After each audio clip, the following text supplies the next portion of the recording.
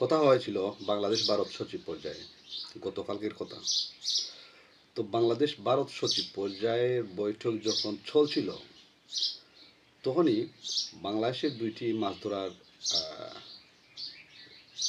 জাহাজ থেকে ৭৫ জন মানুষ ধরে নিয়ে গেছে ভারতীয় কোস্টগার্ড।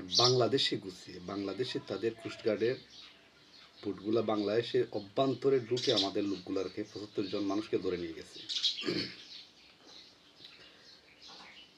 তো ভারতকে আগেও অনেকবার বলেছি, ভারতের কাছ থেকে খুব বেশি কিচ্ছু আশা করবেন না। এক হাতে দেবে, অন্য হাতে নিয়ে নেবে। সচিব পর্যায়ে বৈঠক শুরু হওয়ার আগে ভারত তার উগ্র সন্ত্রাসী সাংবাদিকগুলোকে সামাল দেওয়া উচিত ছিল।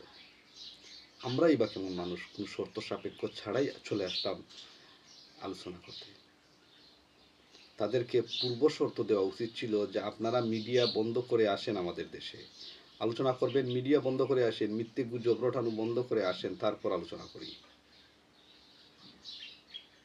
অথচ সোজাসাপটা চলে আসলো। আবার তারা বলতেছে তাদের সরকার মিথ্যে প্রপাগান্ডাতে নাকি জড়িত না, গুজব রটানোতে নাকি সরকার জড়িত না।